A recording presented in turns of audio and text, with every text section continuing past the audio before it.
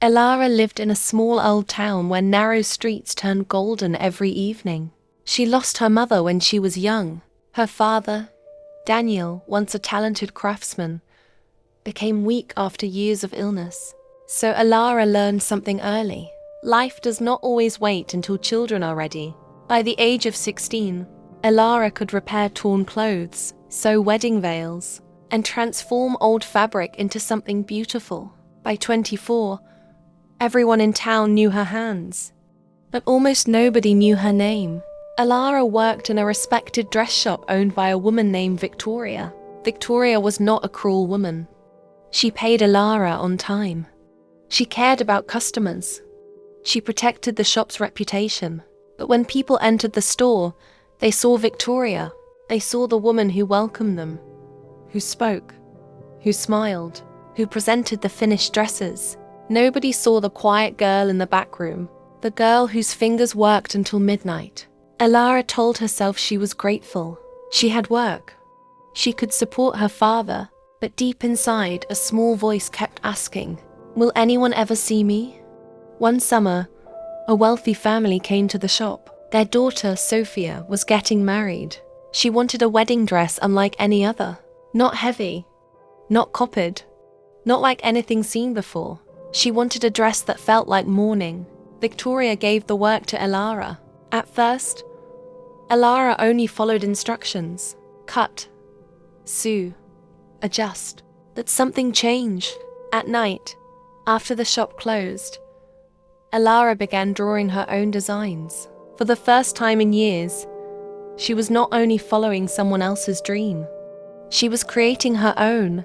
Another young woman, Clara, worked in the front room. Clara was confident and charming. She knew how to speak with customers and make them feel special.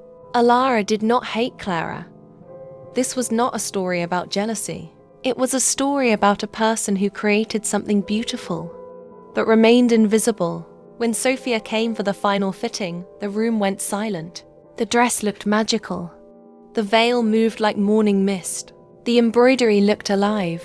Sophia touched the dress with tears in her eyes. "Who made this?" she asked. For a moment, Elara stood behind the curtain, hoping the truth would finally be spoken. But Victoria smiled and placed a hand on Clara's shoulder. "Clara guided the final design beautifully," she said. Everyone turned toward Clara. They praised her. They thanked her. Pink hair. Elara looked down, because nobody had completely lied. Clara had helped present the dress, but the patterns, the details, the heart inside the cloth, they belonged to Elara. That night, Elara walked home alone. The town was quiet. The shops were closing. And one painful thought followed her. Maybe I was never good enough. When she arrived home, her father Daniel saw her sadness. "What happened?" he asked. "They chose Clara," Elara whispered. Daniel opened an old wooden box that belonged to Elara's mother, Elena. Inside was a small piece of cloth. He said, "Your mother used to say the world praises the front of the cloth, but the strength holding it together is hidden underneath." Elara touched the cloth. Daniel continued, "Hidden strength is not the same as a hidden life." The next morning, Elara returned to work. The shop looked the same, but something inside her had changed. An old tailor named Amara visited her. She had once been the best wedding tailor in town. After watching Elara sew, she said, "Your stitches are angry today," Elara replied.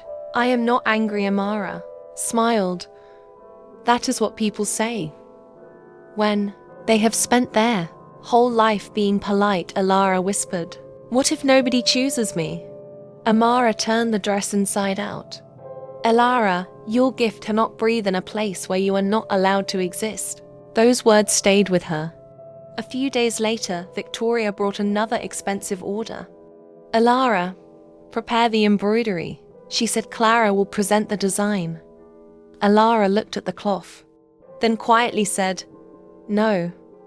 Victoria was surprised. "I can sew it," Elara said, "but I will not create something that carries another person's name." For the first time, Elara chose herself. Soon after, Amara brought Elara a simple piece of ivory cloth. A poor widow's daughter needed a wedding dress. It was not a rich order. There would be no fame, no applause. But Elara created it with all her heart. Inside the dress, hidden on the seam, she stitched the small letter E, not for pride, not for attention, but as a reminder that she existed. When the bride saw the dress, tears filled her eyes. Word slowly spread through the town. People began coming to Elara, a farmer's daughter, a young mother, a teacher. They were not only asking for dresses anymore, they were asking for Elara. One day, Victoria returned with another important order. "You can design it," she said, "but Clara will still present it." Elara smiled gently. "No. I am ready to make work that carries my own name."